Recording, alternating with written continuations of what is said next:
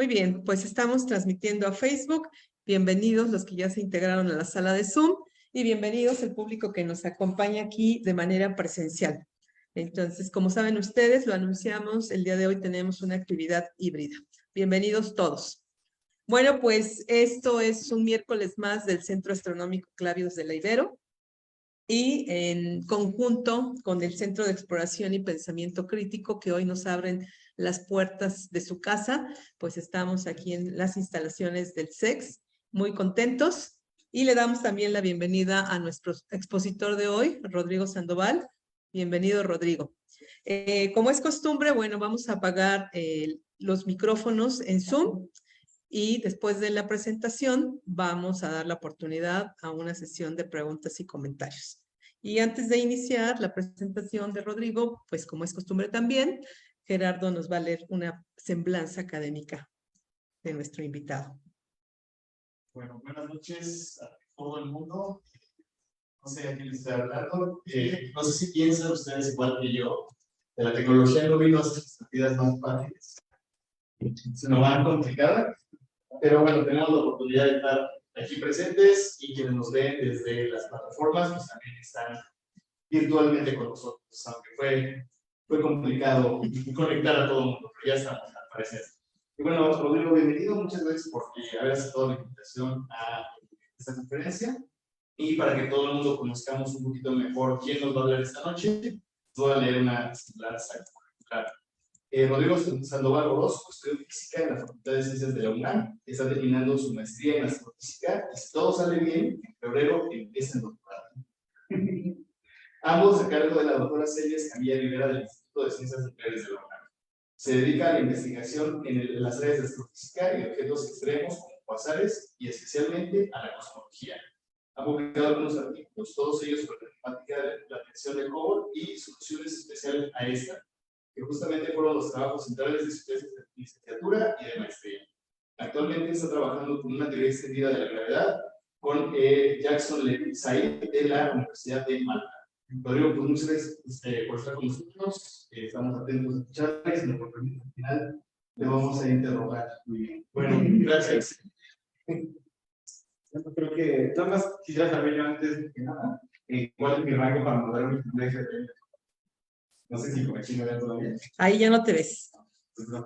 Ándale. Vale. Pues antes que nada me gustaría intentar un poquito las aulas de pues qué tan familiarizados están ustedes con temas de física y sobre todo con temas de tecnología. Porque la presentación le hice la verdad de forma muy básica, pues, muy divulgativa, más básico, pero no me gustaría tampoco que si ya saben, pues fuera muy aburrido. A ver, perdona que te interrumpa, ya tenemos aquí un mensaje que tenemos un poco de eco. Lo que puedo hacer a lo mejor es mover la compu para más cerca a él, ¿no? ¿Tú tienes micrófono? No.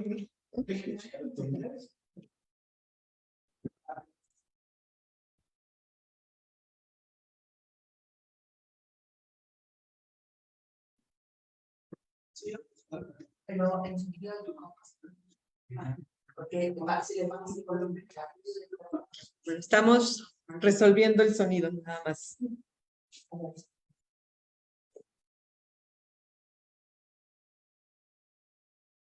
A ver, habla. No sé si estoy escuchando el eco. Bueno, estamos haciendo aquí la prueba. Y me urge para tratarlo. Entonces, si nos apoyan un poquito con... Sí. Está bien. Sí.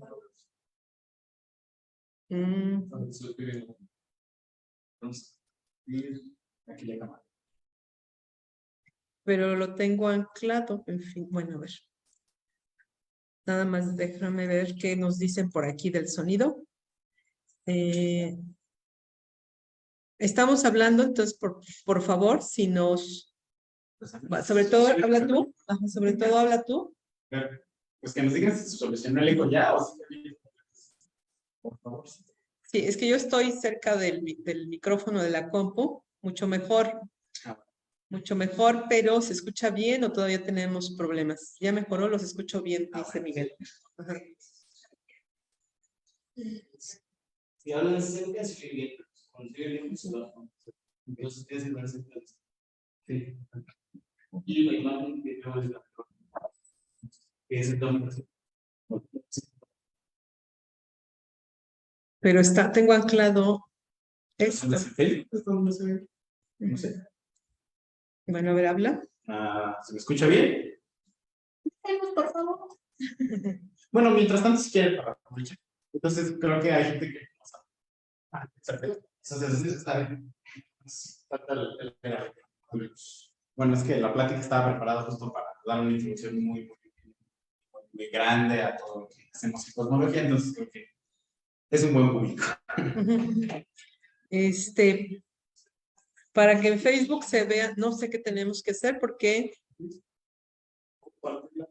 bueno, pues voy a compartir la presentación más que la pantalla y así. A ver ahora.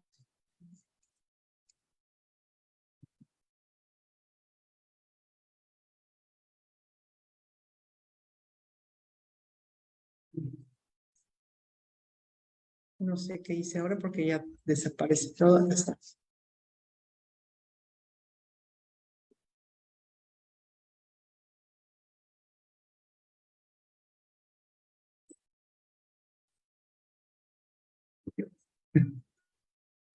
Se fue acá afuera.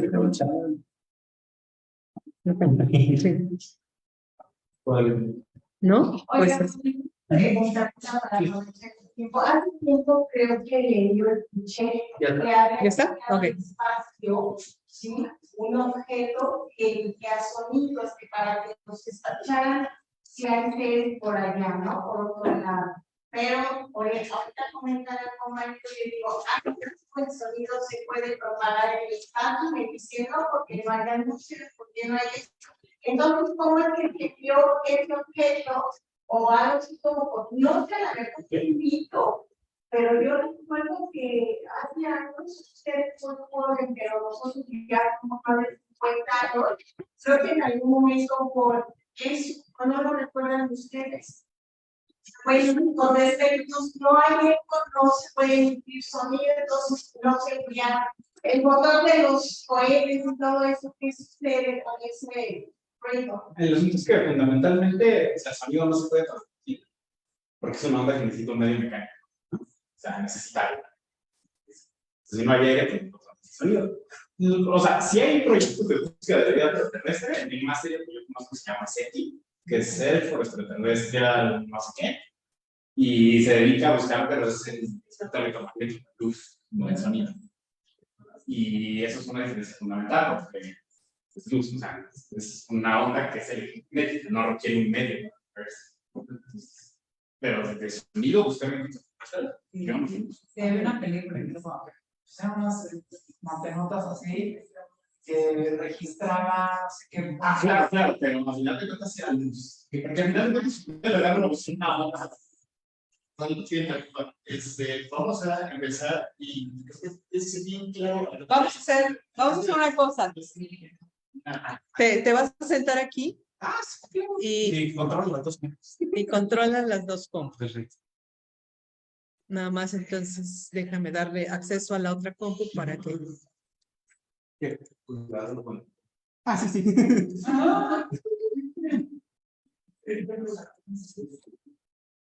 ¿Y esta no se puede ver? Como que es talento para todo el mundo, eso sí está bien.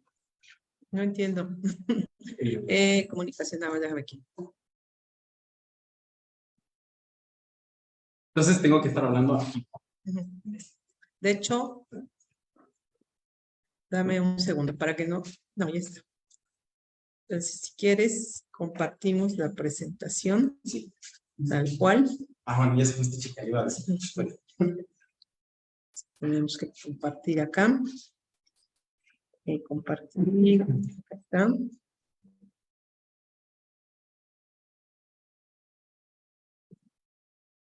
Ahora no me deja mover esto.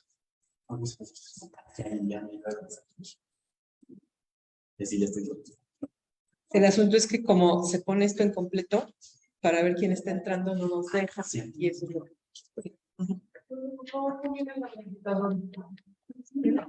Ahí está. Ya más tranquilos, ya les quité el top. Bueno. Cierto, es cierto. Bueno, les decía yo, creo que la presentación está pues, básica de lo que hacemos nosotros en cosmología y en astrofísica. Entonces creo que son un buen público, así que pues voy a empezar a menos que haya algún problema técnico que nos impida. Bueno, lo que quiero platicarles un poquito es qué hacemos y de qué partimos en cosmología. Y entonces la idea es que yo les pongo aquí pues diferentes cosas, que es dónde estamos parados en el universo.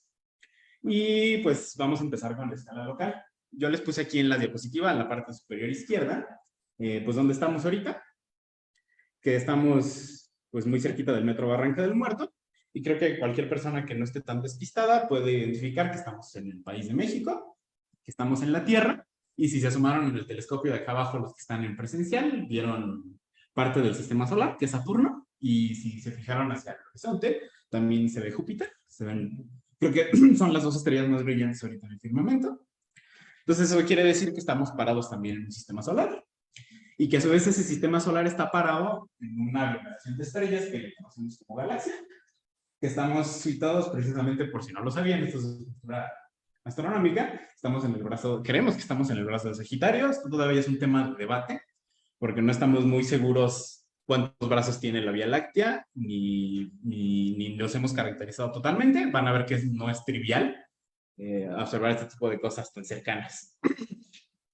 Y resulta ser que nuestra galaxia está parada en un grupo más grande de galaxias que se llama el grupo local. Y en la cual pues somos la segunda galaxia más grande. La otra más grande es la que se ve ahí, M32, que creo que todos lo conocen como Andrómeda. Entonces, esto de aquí es como más o menos el vecindario local que tenemos. Entonces, vamos a ver un poquito sobre estas escalas de distancia. Por ejemplo, yo les ponía aquí el ejemplo y me gustó poner esa parte local porque pues vamos a tratar de acordarnos de nuestras clases de física de la prepa y de nuestras clases de ciencia de la prepa, qué significaba el metro. Y el metro está definido por el NIST, que es la organización que se encarga de definir todos estos patrones para que no vayamos a la kilo de tortillas y nos den menos, si ocurre, pero no por eso. Entonces, dice, el metro es la longitud recorrida por la luz en ese fragmento. ¿Ok? Entonces, pues vamos a partir desde el metro para definir, por ejemplo, la distancia de aquí al Metro Barranca del Muerto, que son 180 metros. Pero, por ejemplo, yo les puse aquí, de Barranca del Muerto al Observatorio Astronómico Nacional por carretera son 2.837 kilómetros. Y ni siquiera hemos salido de este país. Y ya se nos acabaron las unidades de distancia. O sea, ya el metro no es suficiente. Necesitamos agarrar 1000 grupos del metro. O sea, agarrar kilómetros. Entonces, pues ya ahí hay un problemita, ¿no? Y, por ejemplo, el vuelo comercial más largo, que es de Nueva York a Singapur, es 15.000 kilómetros. Y la distancia media al Sol, pues son 150 millones de kilómetros. Eso define una unidad astronómica. Y entonces, si se dan cuenta rapidísimo, ni siquiera nos hemos salido del sistema solar, ya se nos acabaron los metros, ya tenemos que usar millones de kilómetros. Y entonces, pues se nos están acabando las unidades muy rápido, y en astrofísica no nos gusta eso. Y entonces lo que hicimos, gente muy ingeniosa, fue definir que una unidad astronómica, cuando la vemos a un segundo de arco en el cielo, está definido, eso define un parsec. Entonces, la distancia a la que yo me tendría que alejar de la Tierra para verla en el cielo como un segundo de arco, más o menos el tamaño de su uña, tendría que ser un parsec. Y entonces esa va a ser nuestro caballito de batalla en astrofísica para definir unidades. Yo aquí puse, me parece que ustedes no lo ven, pero lo ve la gente que está aquí en el Zoom. No sé por qué acá no se ve. Pero, tengo que hacerle clic. Yo aquí les puse, por ejemplo, eso es lo que vemos nosotros en el cielo para tratar de estimar distancias. Lo que vemos ahí, digo, me choca porque abajo no se alcanza a ver, pero estas son dos imágenes diferentes, una tomada desde la Tierra y otra tomada desde la sonda espacial New Horizons cuando estaba cerca de la órbita de Plutón. Y esa estrella que se ve ahí tambaleando, eso se llama el paralaje, eso se llama cómo veo el cambio de posición de una estrella en el cielo. Y esa es la estrella más cercana a la Tierra, que es Próxima Centauri. Esta imagen yo no la había visto, la acabo de conocer ahora para esta charla. Y bueno, vamos a seguir hablando un poquito más de distancias. Por ejemplo, ahí les pongo algunas mediciones de velocidades de estrellas para determinar, entonces no estamos muy seguros de cuántos brazos tiene la Vía Láctea. Por ejemplo, la estrella a la que yo hacía referencia en esta imagen, en este GIF, es la estrella Próxima a Centauri, la estrella más cercana a la Tierra, que ya está a 1.3 parsecs. Y pues ahora vamos a cambiar un poquito más lejos. Si yo me voy al centro, al agujero negro de la galaxia, que está en el centro de la galaxia misma, vaya, perdonen la redundancia, estamos ya a un rango de 8000 parsecs. O sea, ya también me estoy empezando a acabar los parsecs.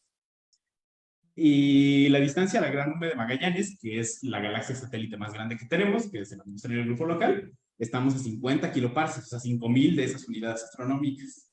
Luego, la distancia Andrómeda es de 765 kiloparsecs. Y la distancia M87, que es una galaxia muy famosa, ahorita les explico por qué, ya está a millones de parsecs.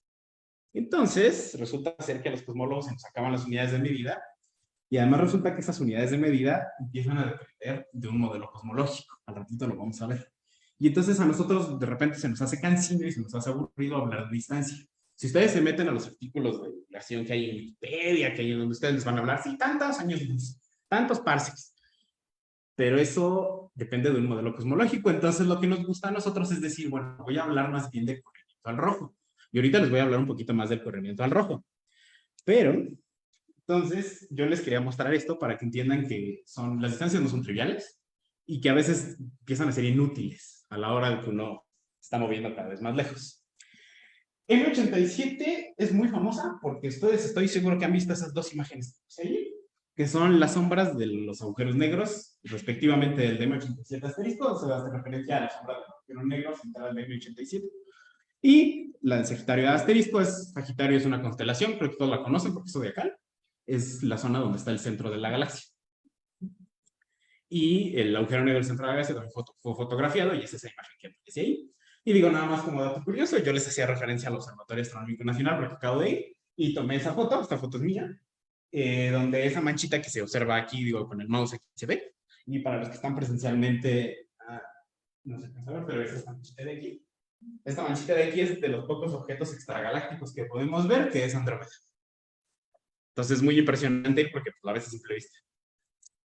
Entonces, pues creo yo que esto nos debe dar una lección de humildad. Creo que es una de las cosas que la astrofísica hace mucho más potentemente que cualquier otra área de la física, porque uno se da cuenta que pues, el tamaño que tenemos es extremadamente pequeño.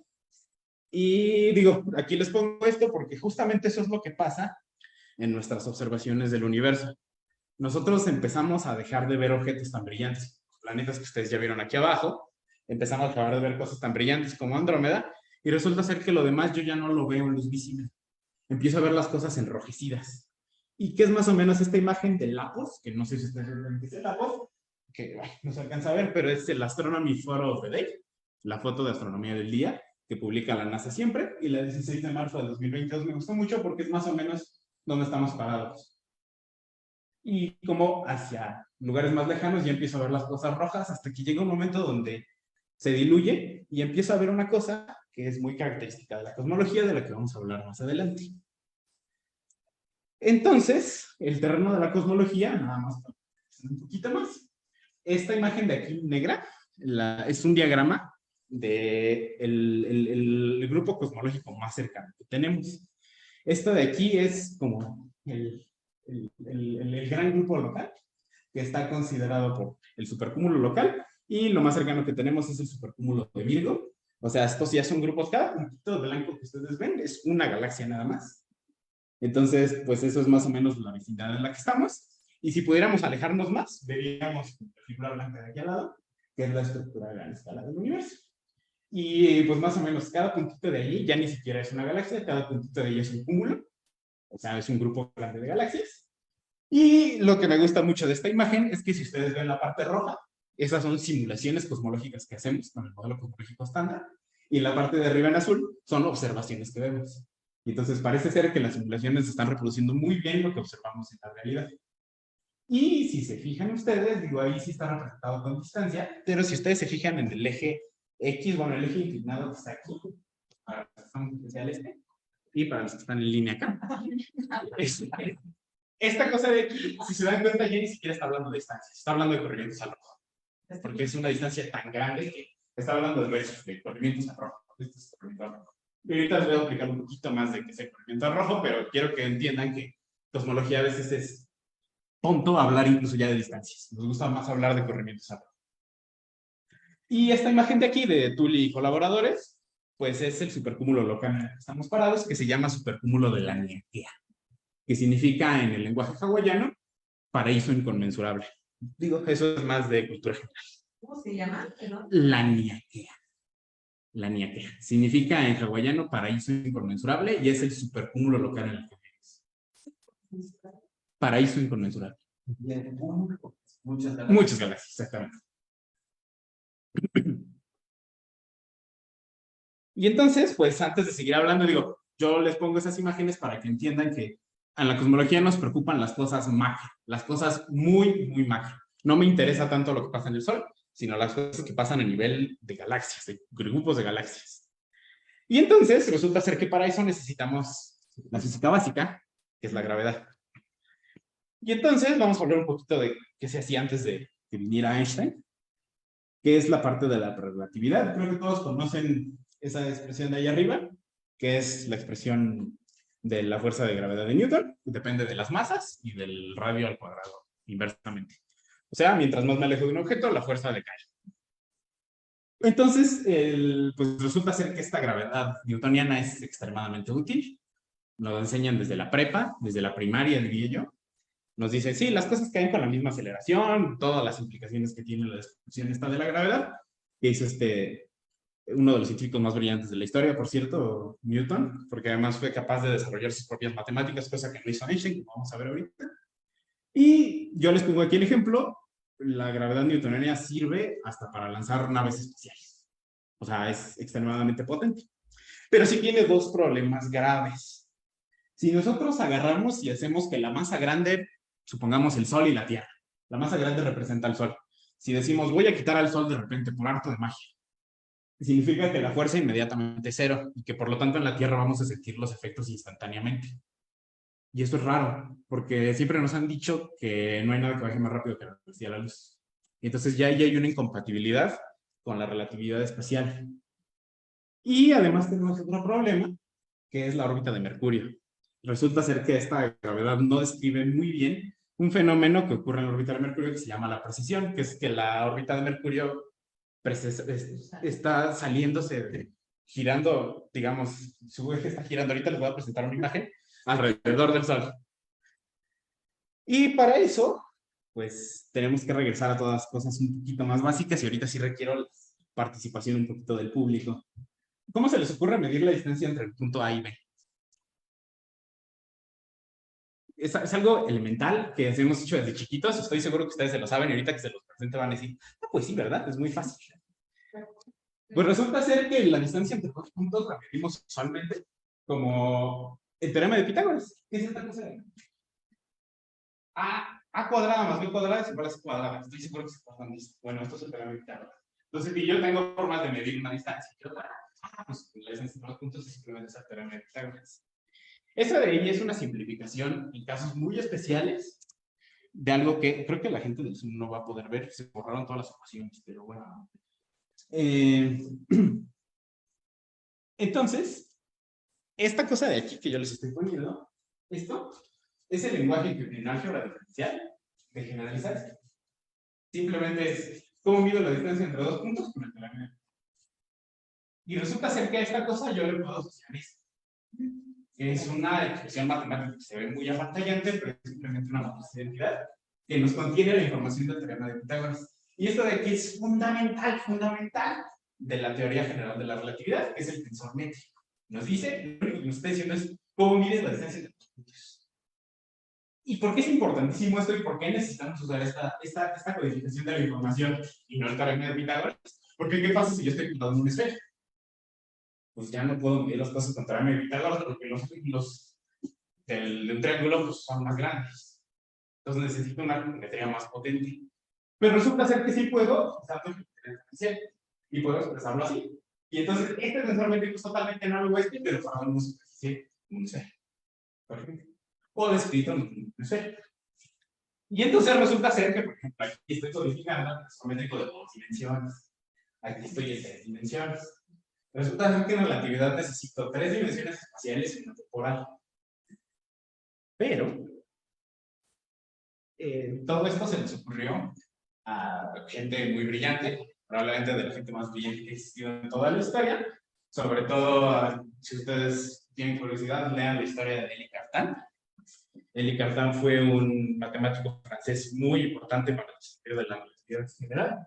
Su hijo fue asesinado por las tropas nazis en París. Y de ahí no volvió a publicar artículos. Es una historia cruel y desgarrante. Muy triste porque es una de las personas más brillantes de la historia que dejó de trabajar, pues, por problemas de depresión. También participó Gregorio Ricci, Bernhard Riemann y David Hilbert. Y no quiero que nunca, quiero que a partir de ahora nunca lo olviden a la pareja de Mileva Maric y Albert Einstein, porque no fue el trabajo nada más de Einstein, fue también de su esposa. Y todos ellos llegaron a esta expresión muy grande que quiero, o sea, no hay cosa más grande en esta charla que quiero que se les quede grabada que esta expresión de la relatividad general. Esto de aquí son las ecuaciones de campo de Einstein. Y si se dan cuenta que aparece de esto que estábamos hablando, aparece la métrica, el tensor métrico. Entonces, lo que dice esencialmente, no necesitan saber ustedes álgebra, no necesitan saber nada. Lo único que necesitan saber es, este lado de las ecuaciones de campo, el lado izquierdo, codifica la información geométrica del espacio, y está igualado a este lado, que codifica la información de energía y de materia que nosotros le ponemos a nuestro sistema físico. Y eso traducido a palabras más vulgares, es lo que nosotros decimos, si ponemos una mantilla y con una esfera grande sobre ella, la mantilla se nota. Eso está traducido aquí en lenguaje. La geometría le dice a la materia cómo se va a mover, y la materia le dice al espacio cómo se curva. Esa no es una frase mía, esa es una frase de Hilbert, me parece. Pero eso, por favor, cuando ustedes lleguen a su casa y les pregunten cómo es para echar la parte de la vida, por favor, eso es lo que quiero que se les quede en la mente. Geometría y del otro lado materia y energía. Eso es lo más importante. Al final les pregunto, no sé. ¿Puedo repetir la relación entre geometría, materia y espacio? Sí, sí. O sea, aquí adentro lo que estamos codificando es la geometría que tú le impones al espacio-tiempo. Porque como yo les dije, requiere 3 dimensiones espaciales más 1. Entonces, de este lado, ahorita se los digo, no se los puse explícitamente, pero si ustedes quieren volver a buscar, estas cosas R's de aquí, lo que hacen es codificar derivadas. Disculpen. Entonces, estamos codificando geometría de su espacio de un lado y la materia y la energía del otro. Este es el tensor de energía momento. Entonces, la geometría le dice a la materia cómo moverse y la materia le dice al espacio cómo curvarse. Entonces, lo importante es la curvatura del universo es la mediadora de la interacción gravitacional en las ecuaciones de campo de Einstein. ¿Sí? ¿Puedes repetir? Es que esa no es una frase mía, pero me parece que es verdad. La geometría le dice a la materia cómo moverse. Y la materia le dice a la geometría cómo curvarse. O sea, están entrelazadas las dos cosas. Es lo que nos está diciendo esa ecuación de campo. Digo, para los que tengan más curiosidad, estas son 16 ecuaciones diferenciales, o sea, ecuaciones derivadas respecto al tiempo que tienen que resolver. No es trivial hacer cosas con esto, pero se pueden hacer cosas muy bonitas. Y nada más como curiosidad también general. Si ustedes ven acá arriba, yo lo pinté como capa cuadrada, y acá abajo como 8pi, la constante de Newton sobre c a la cuarta. Eso es porque esa cosa se llama la constante de acoplamiento. Y eso es un requerimiento que se le pone a la teoría para que en situaciones de campo débil se le llama, o sea, de baja energía, imite completamente a las ecuaciones de Newton. Entonces, como las ecuaciones de Newton funcionan, el caso más general tiene que imitar a las ecuaciones de Newton en donde funcionan. ¿Okay? Eso es importantísimo porque todas las teorías científicas nos gusta que se hagan eso. Si una teoría funciona, la dejas como está, y si quieres hacer algo más general, tiene que funcionar en los casos especiales de esa teoría. ¿Sí? Eso es importantísimo, porque yo les voy a hablar en un rato sobre extensiones de la relatividad general. Lo mismo pasa. Queremos que en casos especiales funcione igual que la relatividad general. ¿Por qué? Porque la relatividad general funciona muy bien. Esto es lo que yo les decía. Eso es lo que pasa a la órbita de Mercurio. Eso se llama precesar. Ir girando en su eje. Esa no la describe Newton. Y la teoría general de la relatividad, de forma muy trivial, uno puede llegar a una expresión que saca los 43 segundos de arco que precesa la órbita de Mercurio, o sea, se gira sobre el plano. Y además describe muy bien algo que hizo que ganaran el premio Nobel de Física, sí llegaron al premio Nobel de Física, por razones gravitacionales, ¿verdad? Kip Thorne y Misner, que se ven así. Esto de aquí, lo que ustedes están viendo es esas líneas rojas. Es la predicción de la relatividad numérica, o sea, resolver las ecuaciones de campo en el caso de una onda gravitacional. Y las bandas grises son las observaciones que tenemos de un choque de objetos masivos como los agujeros negros. Y entonces, si ustedes se dan cuenta, ni siquiera ven la banda gris. ¿Ni siquiera qué? Ni siquiera ven la banda gris porque están metidas, o sea, está muy bien descrito. Sí, sí, sí. Y nada más como cultura general, si ustedes quieren leer este resumen que yo les puse aquí de un paper, el último que sacaron de la colaboración del LIGO, que es este observatorio de ondas gravitacionales, me gusta mucho porque dice, hubo un merger de agujeros negros, que ambas masas tienen 85 y 66 masas solares, y que en total produjeron un agujero negro de 142 masas solares. Y si ustedes hacen la suma de esos dos números, no les da los 142, les da un poquito más. Esta es una, o sea, se calculó matemáticamente y esta es la representación visual de este cálculo. Claro, claro, claro. Es la representación visual de ese cálculo y además la observación que hicimos. ¿De quién es el Nobel? Ahí sale, es el primer autor de la LIGO, que es Kip Thorne, se llama, el que ganó el premio Nobel. En 2015, si no mal recuerdo, ahí chequen. Pero lo interesante es, les digo, si ustedes suman las dos masas de los dos agujeros negros, da un poquito más. Y eso es porque las masas de esos agujeros negros se están perdiendo en ondas gravitacionales. Estamos perdiendo energía a la hora de radiar ondas gravitacionales. Nada más como pura curiosidad. Digo, si fuera a dar las gravitacionales sí me metería más en eso, pero lamentablemente no lo es. Les quiero dar también un vistazo general a... No sé si se alcanza a ver. Ah, sí. Esta de aquí es otra de las ondas gravitacionales. Esta es una de las que más nos gustan a la cosmología, porque es la onda gravitacional del 170817, o sea, estos son el año, el mes y el día. Entonces fue el 17 de agosto del 2017 que se detectó esta onda gravitacional. Esto de aquí lo que está representando es la frecuencia, o sea, qué tan rápido estuvo la onda, como en las líneas rojas que mostré anteriormente. O sea, esto de aquí significa que aumentó la frecuencia, estamos en líneas. Y resulta ser que después de la onda gravitacional, tuvimos un estallido de rayos gamma. O sea, los rayos gamma son un tipo de luz muy energética que observamos en el firmamento en la misma zona donde estallido de rayos gamma y que saqué. Aquel es el seguimiento visual. O sea, lo que probablemente observamos fue un estallido de algo. Digo, técnicamente fue un choque de estrellas de neutrones, pero eso no creo que no sirve mucho para esta plática. Pero se pueden hacer cosas con esto. Digo, nada más para mostrarles que la relatividad general pues funciona bien. Choque de estrella. De neutrones. Si quiere, al final vemos un poquito más. Es algo más complicado. Bueno, entonces, en el campo débil, como ya les había dicho, en casos especiales se recupera la gravedad de Newton, esto es lo que nos gusta. Tenemos la descripción de ondas gravitacionales, tenemos observaciones de la desviación de la luz que les voy a mostrar en un momento, describimos bien el rollo que tenemos con la órbita de Mercurio, y además podemos describir el corrimiento al rojo. Y ahorita vamos a hacer cosas con el corrimiento al rojo. Entonces vamos a hablar un poquito de luz y de materia. A ver, ¿quién se acuerda que era un átomo?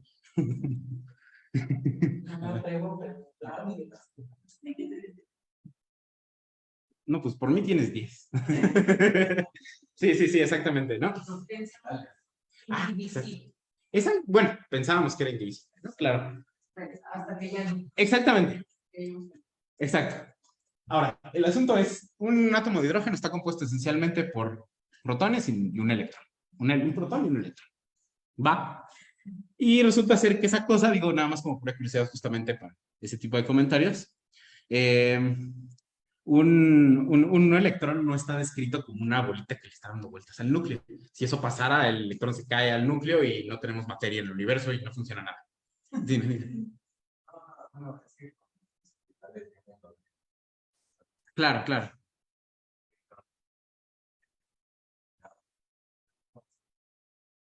No, o sea, la idea es que yo lo mostré porque los átomos, digo, los electrones no son bolitas dando vueltas, sino son una función de probabilidad, ¿no? Que está representada con esto porque nosotros en cuántica resolvemos esto que es la función de onda. Y justamente eso es lo que te da el mapeo. Esos son los orbitales, o sea, los puntos de mayor probabilidad donde va a estar un electrón. Sí, sí, sí. Pero mucho más allá de eso, no, porque yo lo que quiero es que sepan que hay algo más eficiente y que probablemente es lo más eficiente que hay en la historia de la ciencia, que es la física cuántica, pero no vamos a meternos en eso. Por el momento me voy a quedar con las bolitas del protón y del electrón. Y entonces resulta ser que si yo al electrón le pego un trancazo con lo que sea, en este caso con luz, lo voy a sacar de su órbita y lo voy a mandar a volar por allá. Y esa cosa se le llama el proceso de ionización. Ionización. Cuando un átomo de hidrógeno pierde su electrón, eso se le llama un átomo ionizado. ¿Ok? Y entonces resulta ser que eso ocurre cuando le pegamos un trancazo de 13.6 electronvolts o cuando estamos a temperaturas de más de 10.000 grados Kelvin. O sea, en términos reales, a 10.000 Celsius. ¿Va? Y entonces resulta ser que la gente nos sirve muchas cosas. Por ejemplo, esta imagen de aquí es una imagen del telescopio espacial James Webb de una zona, de una región H2, o sea, de una región donde está hidrógeno ionizado. Y eso de ahí, lo que se ve, esos deditos que mucha gente le llama los pilares de la creación, son polvo metido en una región de hidrógeno ionizado. Entonces los pongo y se los explico porque en algún momento lo vamos a necesitar en la charla. Ahora vamos a recordar un poquito de la dispersión. A ver, ¿quién sabe por qué el cielo es azul? Ajá, pero específicamente ¿por qué? No, estás bien, estás bien. Exactamente, ¿no? O sea, los colores azules, la atmósfera los hace que viajen en direcciones aleatorias y los colores rojos no. Entonces, a la hora de hacer un promedio, cuando nosotros levantamos la vista al cielo, vemos más esos colores azules que están viniendo de todas las direcciones. ¿Ok? Eso es fundamental. Y eso se le llama dispersión. Y resulta ser que cuando nosotros agarramos y ponemos un rayo de luz en un prisma como hizo Newton, pues estamos haciendo eso, separar a la luz por diferentes colorcitos. Y eso es algo súper importante porque es nuestro caballito de batalla en astrofísica.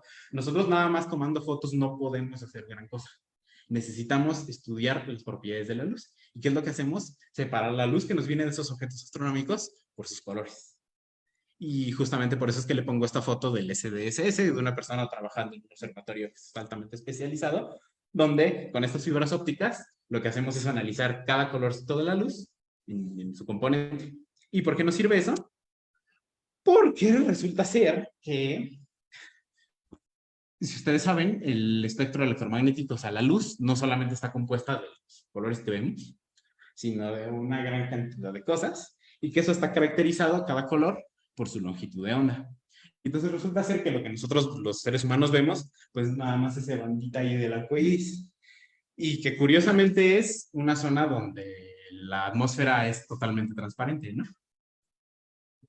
Y entonces aquí lo que yo les muestro es como la dificultad de obtener información de los objetos astronómicos dentro de la Tierra si queremos tratar de, por ejemplo, observar en rayos gamma, que son la parte más energética del lado izquierdo, o la parte menos energética, que son, no sé, las ondas de radio largas. Y curiosamente, la forma de telecomunicación en la Tierra es también las ondas de radio, que justamente la atmósfera también es transparente, como se puede ver ahí en la figura.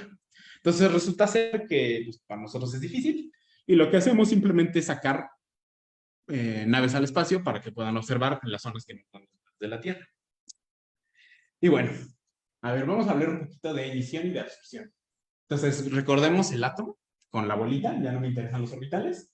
Resulta ser que a veces, cuando le pega a la luz, como está ocurriendo ahí en el centro, ese atomito va a cambiar de posición, ese electrón va a cambiar de posición o va a irse por allá en el hidrógeno.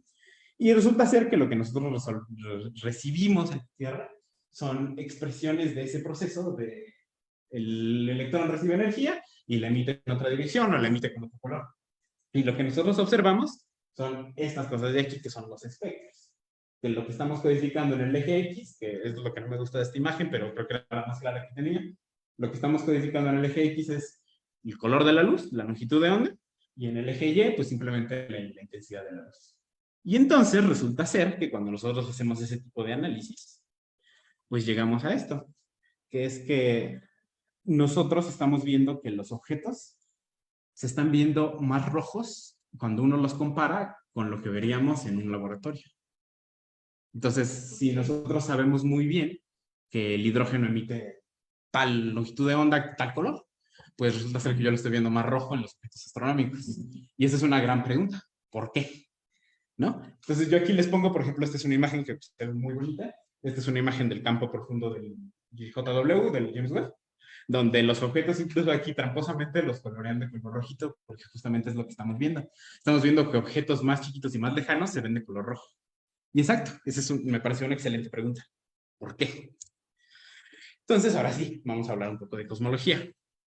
Entonces, la cosmología parte de una propiedad fundamental. Esto es una suposición que nosotros hacemos, que es que el universo a gran escala es homogéneo e isótropo. Homogéneo es que el universo en todas las direcciones, más bien, isotrópico es que en todas las direcciones lo vemos igual, y homogéneo es que a gran escala se ve como si fuera una mantita. Todo es igual. Y yo por eso es que les pongo ese ejemplo. Esa es una simulación, que es la simulación del milenio, donde pues básicamente pues uno la ve y dice, bueno, pues efectivamente, ¿no? O sea, es homogéneo, o sea, se ve igual en donde quiera que yo lo vea. Si lo veo por aquí en la esquina o por allá, pues se ve igual. Entonces es una hipótesis fundamental con la que partimos los cosmólogos. Y que está basada en esto, que es la estructura de gran escala. Esta de aquí del lado izquierdo es una observación real, es una observación del mes pasado, de la primera luz del DESI, que es el Dark Energy Survey, en el que participa la UNAM, un profesor mío muy conocido. Es el encargado de este proyecto, sobre todo él fue el encargado de hacer el código para hacer este mapa, que es el mapeo del universo a gran escala, visto desde la Tierra. Y ustedes se preguntarán por qué están esos conos negros ahí, porque esta es la zona de la Vía Láctea. No podemos ver hacia la Vía Láctea porque está llena de polvo y además hay mucha luz que nos estorba. Pero podemos ver hacia los polos galácticos y se ve esta estructura que pues efectivamente parece que el universo es homogéneo y isotrópico. Con nuestra nariz. Ajá, exactamente, que destorba para ver hacia acá. Sí, sí, sí. Entonces, la hipótesis de la cosmología es homogeneidad e isotropía más teoría general de la relatividad. Eso también quiero que se les quede claro. Para construir cosmología necesitamos relatividad general.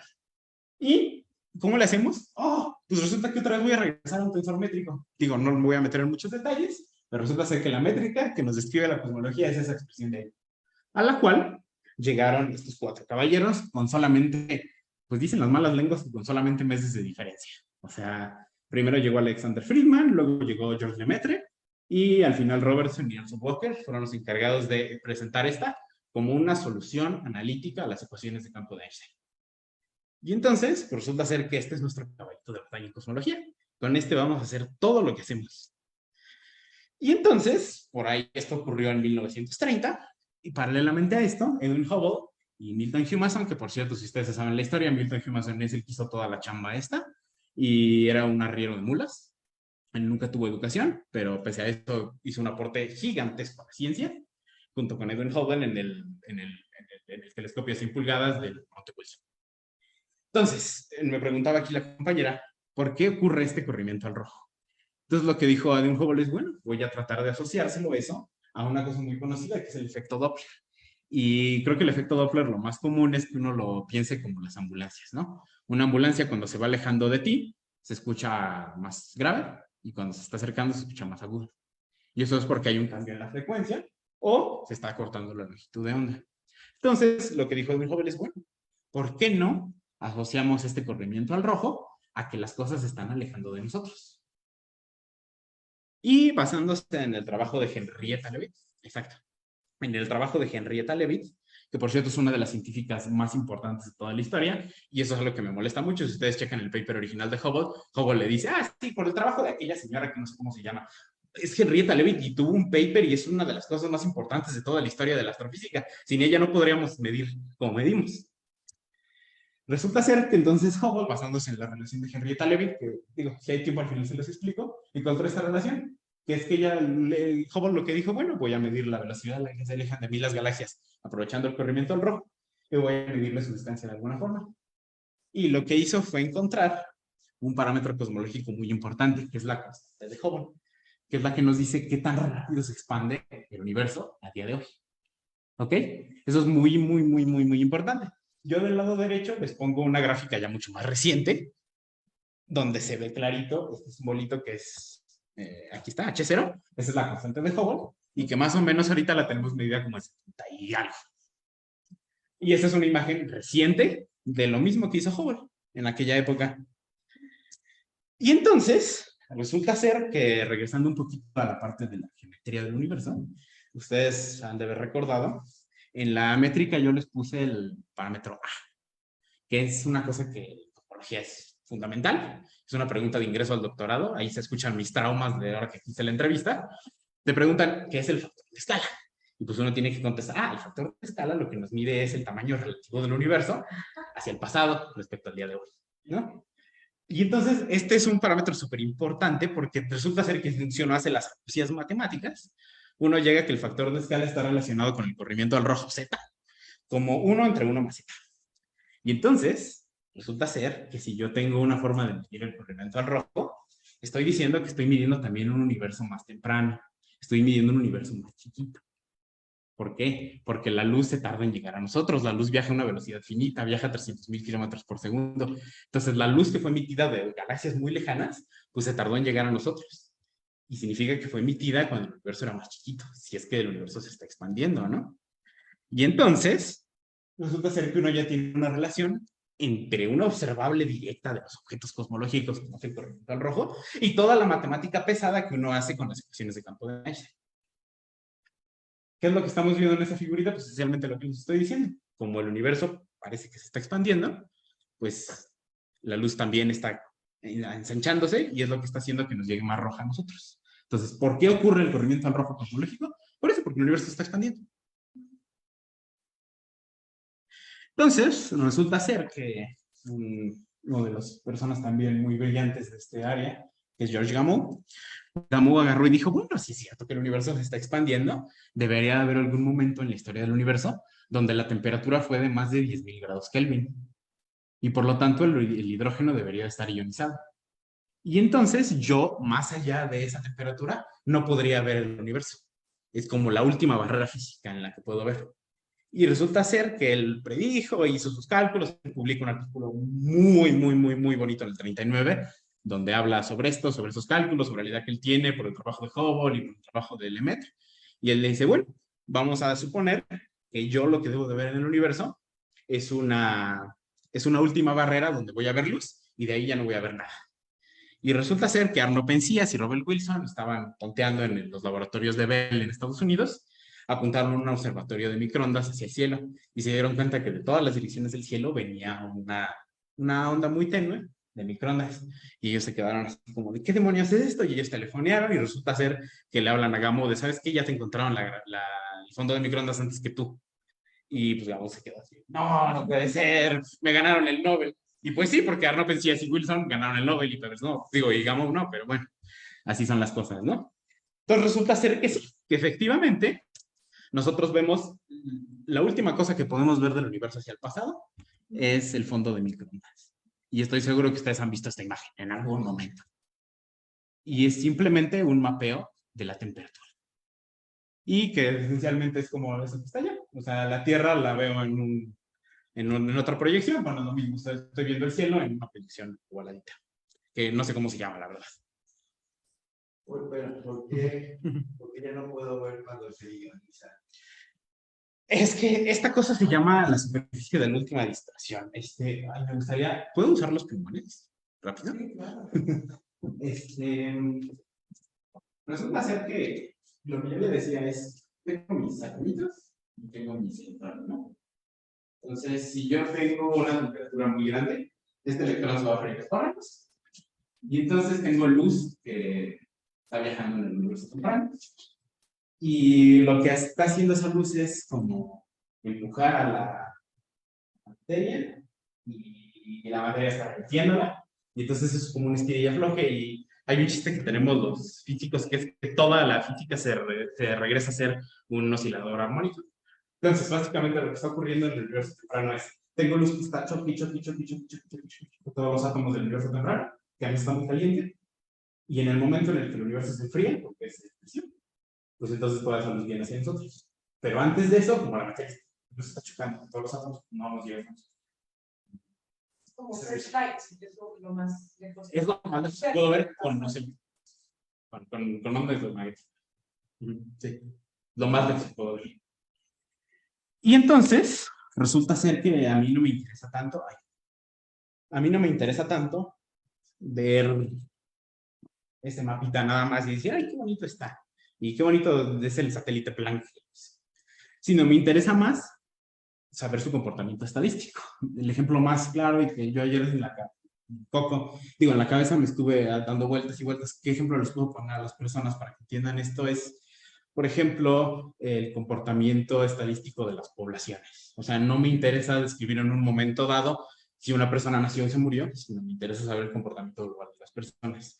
Lo mismo pasa con el mapeo del fondo de microondas. No me interesa tanto saber el puntito a qué temperatura está y cómo se midió, sino me interesa saber las pequeñas diferencias de temperatura, porque eso, perdónenme, esto es una omisión mía. En la diapositiva anterior, yo no les mencioné. Eso de ahí es un mapa que nos dice que el universo, más o menos, todo el cielo que lo vemos en esas microondas, está a 2.7 grados Kelvin. O sea, está muy cerca del cero absoluto. Pero los puntitos de colores que se ven son las pequeñas diferencias de temperatura que hay, las pequeñas diferencias en la longitud de onda a la que recibo la luz. Y esas pequeñas diferencias son del orden de 1/1000ª del grado Kelvin. Entonces, a mí no me interesa saber, ay, es que este puntito midió menos, y en este puntito midió más, que es como está codificado en el mapa de color, sino me interesa saber las propiedades estadísticas del universo. ¿Por qué? Porque eso me da información cosmológica. Y resulta ser que a la hora de hacer una estadística, que es más o menos lo que está pasando aquí, llegamos a este mapa de aquí, que fue, creo yo, la razón más importante por la que yo me dediqué a hacer cosmología. Este mapa de aquí, que son las mediciones, esto se le llama el espectro de potencias de fondo de microondas. Y todos esos puntitos que se ven ahí son las barras de error junto con la medición que hizo el satélite de Planck. Y ahorita les voy a explicar un poquito qué es la línea azul. Entonces, cuando uno hace el formalismo matemático, con la métrica de Friedman, yo les presenté con la métrica FRLW, uno puede llegar a estas, que son las ecuaciones de Friedman, que son esencialmente las ecuaciones de campo escritas en un lenguaje para gente normal, para gente que no está un poquito loca. Y entonces, si se dan cuenta, ese puntito de ahí es la derivada respecto al tiempo, y es esencialmente lo mismo otra vez. ¿Qué quería yo que se aprendieran de esta plática? Que el lado izquierdo de las cosas son la geometría y que el lado derecho es el contenido de materia y energía. ¿Va? Entonces, esas son las ecuaciones de campo de Einstein reescritas bien. Y entonces, si se dan cuenta, tengo ecuaciones para el factor de escala que puedo relacionar con el corrimiento al rojo. Y entonces, de lo que se va a tratar en la cosmología es, ¿qué le meto yo de ese lado derecho? ¿No? ¿Qué le pongo yo en esa roja? ¿Qué es el contenido de materia y energía? Y entonces la gente dijo, pues, ¿qué es lo que yo veo en el universo? Pues veo materia. ¿Y cómo la veo? Pues con luz. Y entonces resulta que si uno le pone materia y luz, pues resulta ser que surgen cosas interesantes. ¿Por qué? Porque si uno mide, por ejemplo, tenemos formas de hacerlo, ahí están la línea de 21 centímetros y demás cuestiones. Si uno mide, por ejemplo, la velocidad a la que rotan las estrellas en una galaxia, resulta ser que las estrellas no rotan como uno esperaría si toda la materia sería la que viéramos. Resulta ser que si uno hace los calculitos con relatividad general, y potenciales, unas cosas matemáticas muy complejas, uno llega a que se comporta como esa línea de puntitos grises, expected from the visible disk, ¿no? La curva de rotación esperada de la materia visible. Y resulta ser que yo lo que estoy observando son los puntitos amarillos y azules por allá. Entonces, ¿qué demonios pasó? Entonces, la solución fácil que se encontraba en la gente que hace cosmología es que, pues resulta que hay materia que no veo. Una materia misteriosa que está por ahí, que interacciona gravitacionalmente con nuestra materia, pero quién sabe. Y de hecho se pueden hacer con esa estimación de curvas de rotación. Y con estas cosas de acá, esto de acá quiero que le pongan mucha atención. Esto de aquí es una galaxia. Me parece, si no mal recuerdo, que es esta. Sí, es esta. Y también está aquí. Eso de allí se llama algo que en física conocemos como un lente gravitacional fuerte. Que es cuando hay demasiada materia que curva el espacio, la luz también se desvía. Y entonces resulta ser que esa galaxia yo la veo expandida por allá. Y entonces resulta ser que esa técnica también nos puede determinar parámetros cosmológicos. Y usando esa técnica uno puede determinar, en concordancia con esta de acá, resulta ser que solo vemos como el 20% de la materia que hay en el universo. Todas las estrellas que ven solo son el 20%. Exactamente. Todas las estrellas que, exactamente. todos Nunca mejor dicho. Exacto. Nunca mejor dicho. Exacto. No, más bien, no la podemos ver, no la podemos detectar.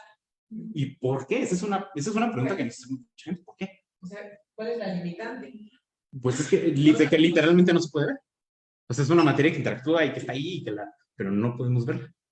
Ni podemos interactuar con ella. Y entonces ese es un problemón en el que estamos metidos en topología, porque entonces hay 80% de la materia que tengo idea qué onda, ¿no? Pero ¿y cómo se sabe que está?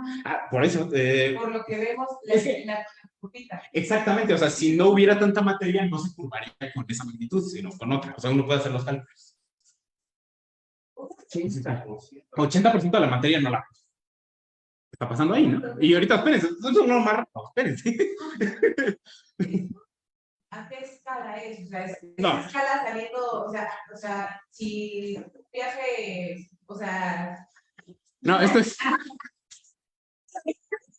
Pero no, es que el 80% que no vemos en dónde... Es buena pregunta. O sea ya un viaje parcial, no, sí sé cómo cabe, porque, o sea, hay pero, no, a lo que voy a decir, o sea, el 80% es en este espacio exterior o está también dentro de un viaje espacial a la Luna. No. La idea es que la materia oscura, la gente que hace la onda CDM, que es, ahorita vamos a llegar a eso, dice que la materia oscura está contenida en un halo esférico alrededor de las galaxias. Pero es esencialmente eso, con eso creo que es suficiente. Sí. Resulta ser que en 1998, Adam Riess, que por cierto es, creo yo, uno de los mejores científicos que hay ahorita vivos, vamos a grabar, publicó este diagramita de aquí al lado. Que esto de aquí son mediciones de distancias, otra vez, Z es el cubrimiento en rojo, y arriba es una forma de medir distancias. Entonces estoy midiendo distancia contra el cubrimiento en rojo de unos objetos muy particulares que son las supernovas. Vamos a ignorar un poquito eso, créanme que eso está bien hecho. Y resulta ser que la curvita que mejor describe es esa línea punteada de ahí adentro, que es la que nos dice que el universo necesita 0.24 y 0.76 de una cosa que es omega lambda. Entonces, omega lambda. Entonces, esto de allí son densidades fraccionales. Lo que nos está diciendo eso es que la cantidad de materia en el universo es 0.24, o sea, es el 24% del universo. Y hay otra cosa que es la omega lambda, que es el 76% del universo. ¿Qué nos está diciendo eso? Resulta ser que, yo aquí les puse este diagrama marrecito, ese es el de Riess de 1998, es el que sacó Riess en 2022. Estas son mediciones ultra precisas de supernovas, cefeidas y demás cuestiones. Llegan a lo mismo. Al universo le gusta que el 30% es materia y el 70% es una omega lambda. ¿Y qué es esa omega lambda? Pues es una cosa que está haciendo que el universo no solo se esté expandiendo, sino que se está expandiendo cada vez más rápido. Eso se llama expansión acelerada. Y entonces, si uno recuerda los cálculos, esta omega m es la materia total del universo, de la cual el 80% no vemos. ¿Ok? Y entonces resulta ser que en el modelo cosmológico estándar, y esto es el modelo fundamental de cosmología, tenemos que la materia ordinaria, que es la que yo les decía, lo que podemos ver de estrellas, como decía el compañero muy acertadamente, todo lo que vemos de estrellas es el 5%. Luego hay una materia que no podemos ver, que era lo que preguntaban, que es el 25-26%, y hay un componente que está haciendo que el universo se acelere en un 70%. Entonces resulta ser que el universo está compuesto en un 95% de cosas que yo no puedo ver. Y eso a mucha gente le parece bien, y la gente se burla de mí, luego esto es discutir, es que el lambda CDM es el bueno. Es como, ¿cómo pueden creer que es el bueno un modelo que el 95% de las cosas no las ve? O sea, a mí no me gusta, pero bueno. Y resulta ser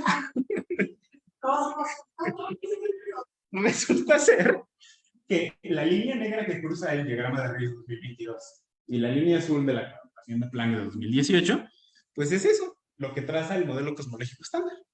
Y entonces resulta ser que a dos observables y a un montón más de observables cosmológicas las describe muy bien este modelo. Y entonces, pues todos los datos les gusta.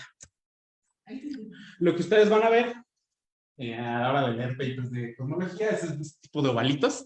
Entonces, algo que a mí siempre me pone muy triste porque yo veo que en las charlas de divulgación y cuando van a presentar resultados los compañeros que hacen astrofísica, muestran gráficas preciosas, que choques de flujos y que estrellas binarias, que no sé qué, y yo llego con mis ovalitos, ¿no? Y bueno, pues estos son mis resultados, ¿no? Bueno, resulta ser que pues sí son extremadamente feos, pero lo que nos están diciendo estos ovalitos, es que, por ejemplo, para la colaboración de Planck, a él le gusta que la materia del universo sea más o menos un 33%. O sea, está sentado aquí. Desde el punto central, más o menos es un 33%. Y le gusta que esta constante, que le gusta la bola de Hubble, pues sea más o menos 68, 69. Esa es la única forma de leer. O sea, el punto central de ese ovalito es el punto donde es mayor probabilidad de que nuestro parámetro cosmológico esté. Y esto se consigue con algoritmos de números aleatorios y demás. Entonces, lo que hacemos los cosmólogos, pues es eso. Nos dan grupos de datos y tratamos de ver qué modelo estadísticamente es más eficiente para describirlos. Disculpen, ahí está. Entonces vamos a hacer una pequeña recapitulación, que es que el modelo cosmológico requiere varias cosas. Relatividad general, el principio cosmológico que está metido en la métrica que yo les mostraba, requiere que el 25% de las cosas sea materia oscura, 70% de las cosas sea materia oscura, digo energía oscura, y pues más o menos la materia y la radiación, que es lo que vemos, pues solo es el 5%.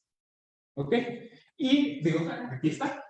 Esto es la omega lambda, que es la constante de la expansión anterior. La omega de materia, todos los grupos de datos, lo que les gusta es esto, punto 7. Entonces va. Entonces, así se forma nuestro modelo cosmológico estándar. Y entonces, pues, ¿por qué ir más allá de Einstein, no?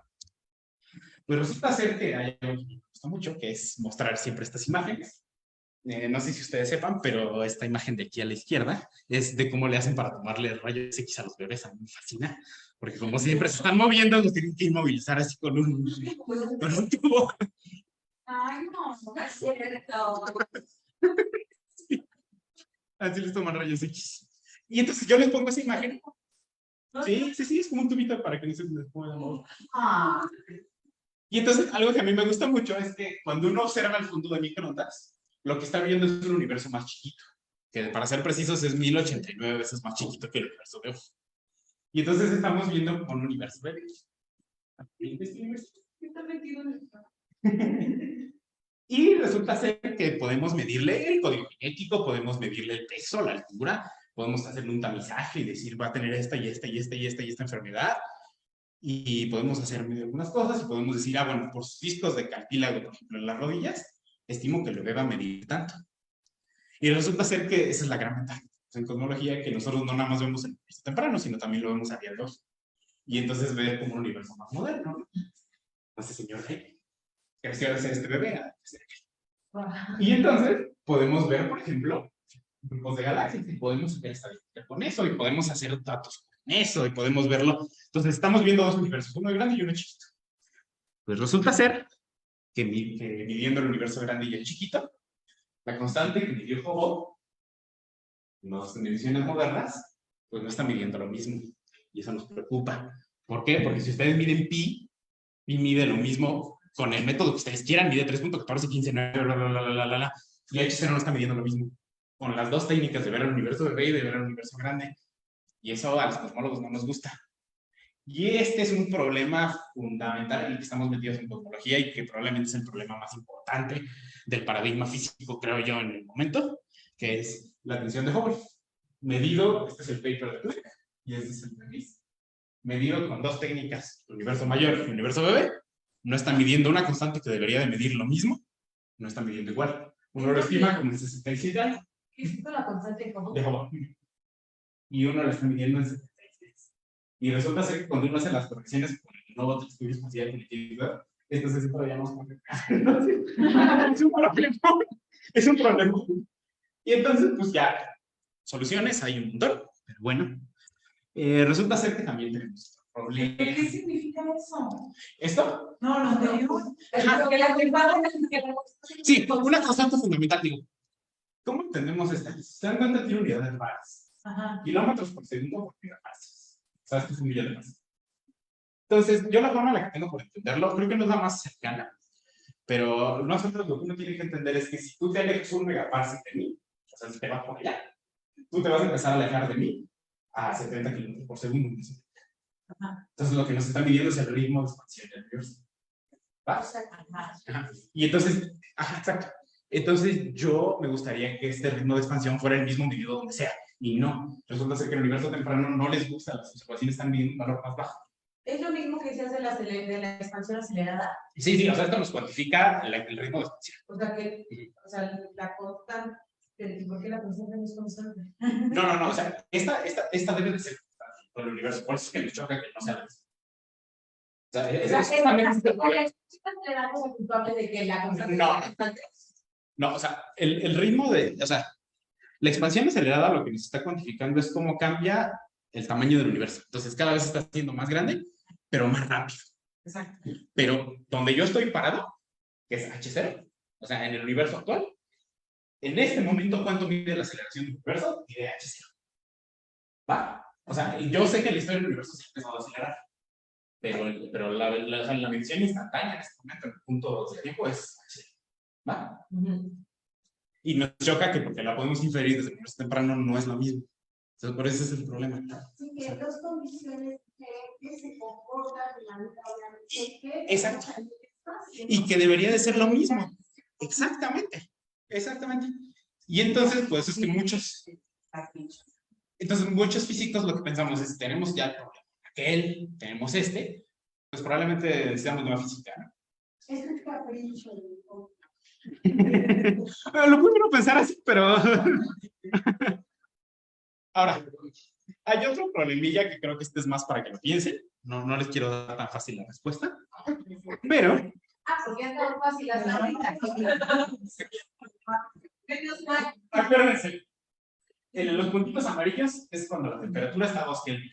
¿Va? Entonces tengo puntitos amarillos más o menos a 2 Kelvin, con variaciones de menos 300 a más 300 millonésimas de grado. ¿Va? Entonces, imaginemos que estamos parados, es una proyección del Brasil. Yo estoy parado aquí. Entonces estoy viendo que el punto en el centro está a 2 Kelvin. ¿Va? Y el punto hacia abajo está a 2 Kelvin. Y la luz apenas nos está llegando. ¿Va? Entonces la luz se tardó en el tiempo de dos direcciones completamente diferentes del cielo. ¿Cómo es posible que estén a la misma temperatura si apenas se están comunicando entre ellas? Porque la luz se tardó en viajar. Entonces, ¿cómo es posible que este punto del cielo esté al mismo y que todo el cielo esté a la misma temperatura? Porque eso es como la misma característica en un punto de... No, claro. De hecho, esta es una de las pruebas de que el universo es efectivamente. Pero, ¿cómo es posible que sea tan homogéneo, si este punto de aquí no hay forma física de que se haya comunicado con este punto de acá? Y están al mismo. Como si estuvieran pegados. No están pegados, están a millones de años, millones de megaparsecs, millones de lo que quieran a la distancia. Y eso es un problema fundamental también en el estado. Y esto da lugar a una hipótesis que se llama la inflación, que es el último parche que necesitamos para construir el modelo CDM. Otro problema que es más reciente, el James Webb está observando galaxias muy grandes, por ejemplo, está observando este tipo de galaxias que son elípticas, son más características del universo tardío, yo no quiero meter mucho más en esto, pero los está observando muy lejos. Entonces significa que también tenemos problemas con nuestro modelo cosmológico en cómo se formó la estructura del universo. Este es un problema muy reciente del que nos estamos dando cuenta apenas, que probablemente ese es otro de los problemas agregados en la CDM del modelo cosmológico actual.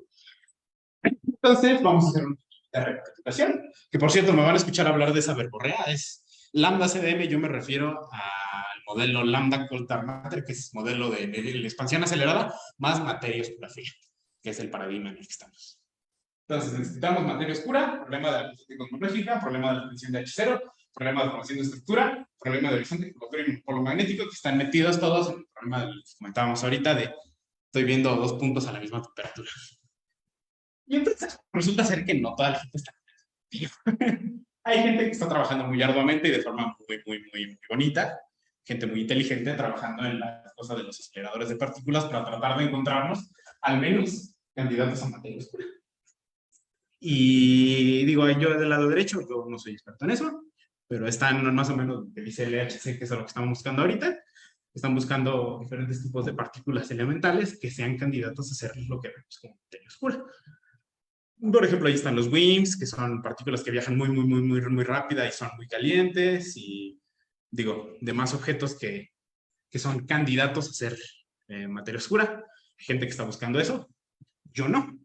Yo estoy enfocado en otra área, que son las propuestas alternativas para tratar de resolver estos problemas. Yo aquí les puse un paper de Di Valentino, que también es, creo que es la segunda física más importante de este siglo. Vamos a hablar de Di Valentino, pero yo trabajo en una de las muchas posibles posibilidades que hay.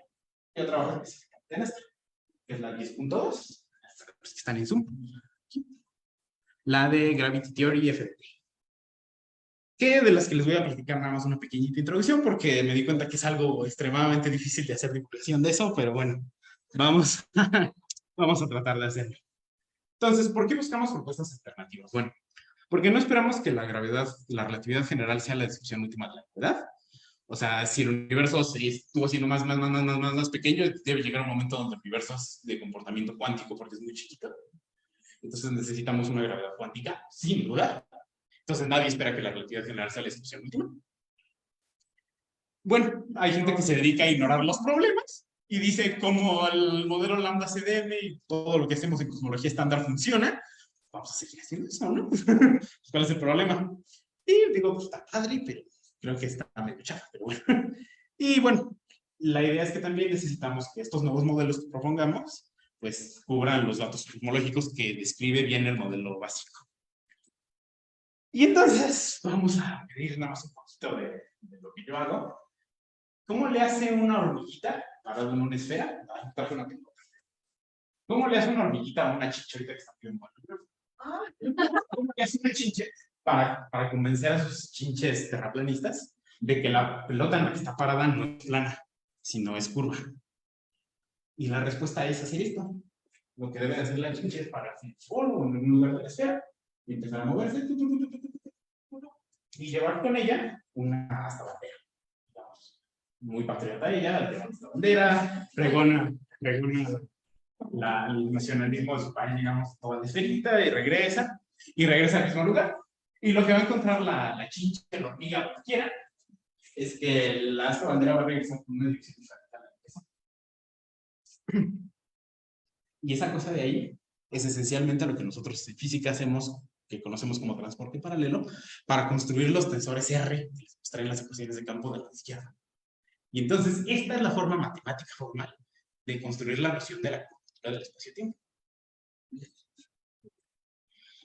Y entonces, recuerden, estas son las ecuaciones de campo. Lo que la gente propuso, como primera aproximación de tratar de generalizar esas ecuaciones de campo, puede decir, ¿por qué esta cosa de aquí? Esta, el error, este, es nada más un término ahí lineal, un R nada más. ¿Por qué no lo dejamos que sea lo que él quiera? Y que sea una función, por ejemplo, aquella que es el modelo Starobinsky.